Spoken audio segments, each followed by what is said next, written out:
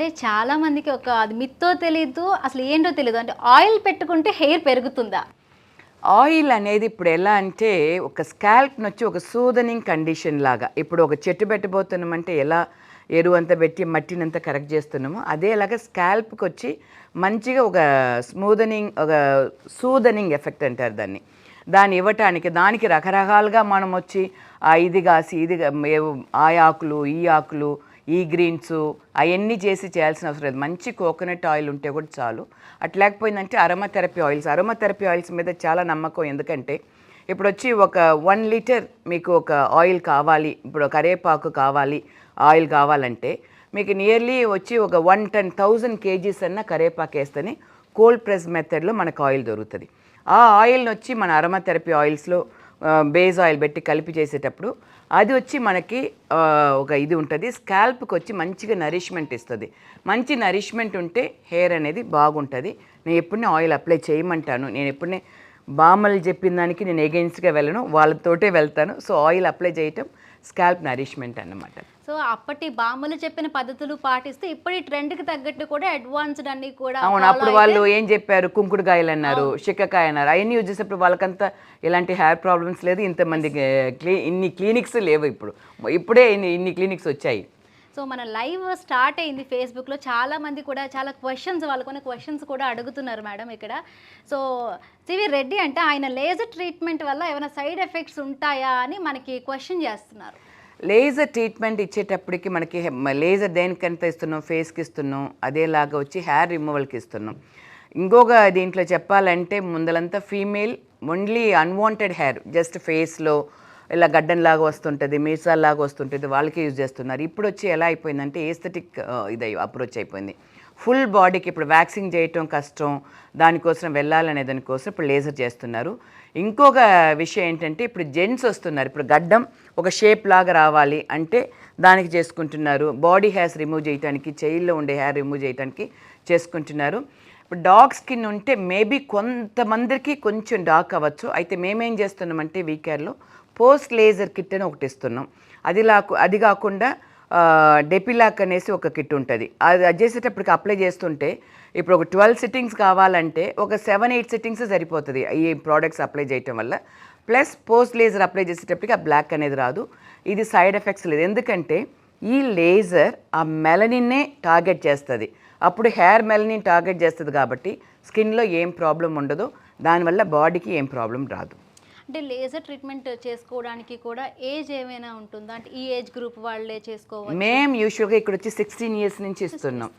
ఇంకొకటి white hairs వస్తే చేయనవదు. ఇప్పుడు ఫారిన్లో ఇప్పుడు యూఎస్ అలా ఉందంటే అక్కడ వచ్చి బ్లాండ్ హెయిర్ ఉంటుంది. సో దానికి తగ్గట్టు లేజర్ మెషిన్స్ వేరు. మన దీనికి వచ్చి బ్లాక్ హెయిర్, బ్రౌన్ హెయిర్స్ వరకే మనం టార్గెట్ చేస్తున్నాం. వైట్ హెయిర్స్ వచ్చిందంటే అందుకు వైట్ హెయిర్స్ రాకముందల చేసుకోవటం బెస్ట్.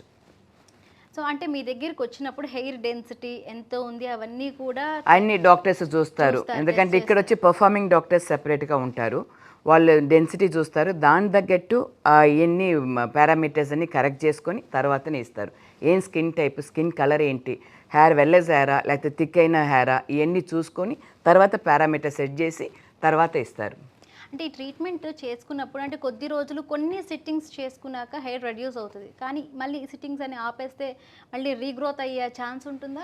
లేదు, అవ్వదు. ఎందుకంటే ఇది అనజన్ ఫేస్లో ఉండే హెయిర్నే వచ్చి ఇది అవుతుంది. ఈవెన్ 1 సిట్టింగ్లోనే అనజన్ ఫేస్లో ఉండే హెయిర్ డిస్ట్రాయ్ అయిపోతుంది అన్నమాట.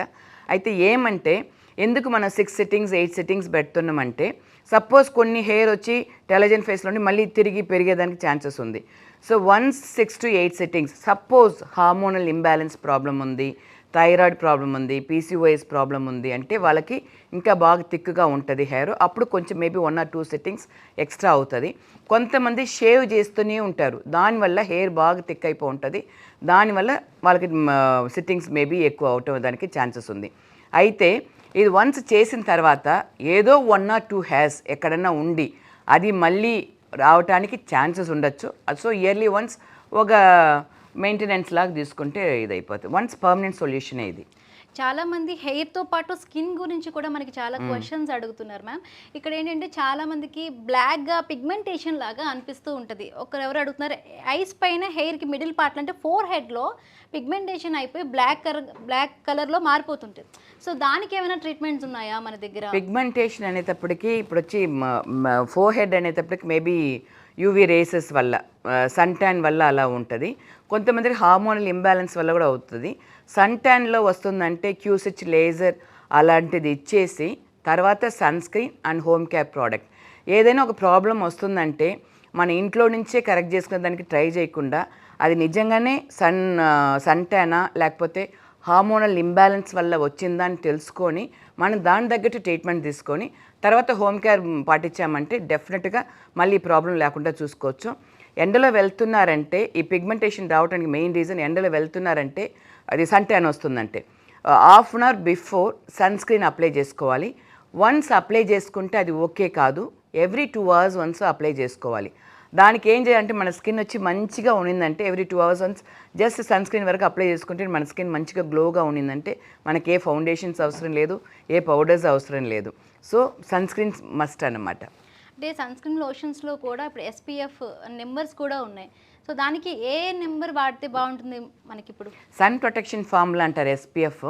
ఈవెన్ 50 అలా వాడచ్చు మన దీనికి, మన ఎండలకి. ఈవెన్ తమిళనాడుగా ఉన్నాను సరే, ఆంధ్రాగా ఉంటే కూడా ఓకే, బట్ 50 వాడచ్చు. ఇప్పుడు ఎలా అంటే ఒక సన్ స్క్రీన్ వాడేదానికి ఎందుకు అందరూ హెసిటేట్ చేస్తున్నారంటే ఒక వైట్ కోట్ లాగా ఒక పెయింట్ ఇచ్చినట్లాగా ఉంటుంది, అది అందరికీ నచ్చటం లేదు.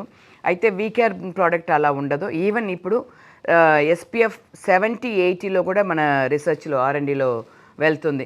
ఈ సన్ స్క్రీన్ అవేర్నెస్ గురించి ఈవెన్ మన వీకేర్లో గిన్నెస్ రికార్డే చేసాం. 2700 people at a time apply చేసి ఒక అవేర్నెస్ క్రియేట్ చేసాం దాంట్లో.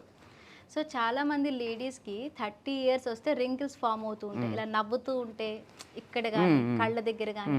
సో వాటికి మన దగ్గర ట్రీట్మెంట్స్ ఉన్నాయా? ట్రీట్మెంట్స్ ఉన్నాయి, బట్ 30 years కంతా రింకిల్స్ వస్తుందంటే అది నాట్ గుడ్ సైన్ అన్నమాట. ఎందుకంటే 40 years తర్వాత మేబీ రావచ్చు. అప్పుడు 30 yearsలో వస్తుందంటే వాళ్ళ ఫుడ్ హ్యాబిట్స్లో ప్రోటీన్స్ తక్కువ అవుతుందన్నమాట.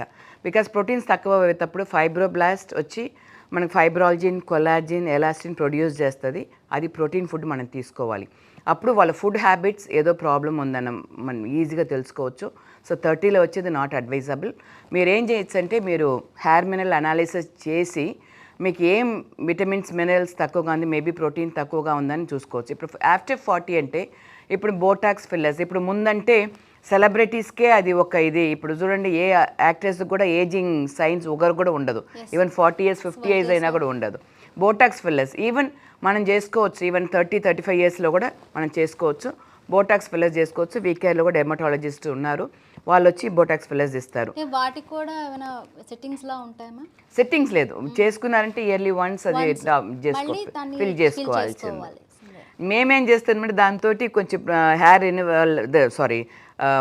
రెన్యువల్ ప్రోడక్ట్స్ ఉంటాయి, సెల్ రెన్యువల్స్ అని ఉంటుంది. సెల్ రెన్యువల్ ప్రోడక్ట్స్ ఇచ్చేటప్పటికి ఆ సెల్స్ వచ్చి కొత్త సెల్స్ వచ్చి ఇంకా మనకు వస్తూనే ఉంటుంది కాబట్టి అంత ఫాస్ట్గా మనకి రింకిల్స్ మళ్ళీ ఇది అవ్వదు. సో 1 year అనేది 1.5 years కూడా మనం తోసి కూడా మనం మళ్ళీ బోటాక్స్ ఫిల్లర్స్ చేసుకోవచ్చు.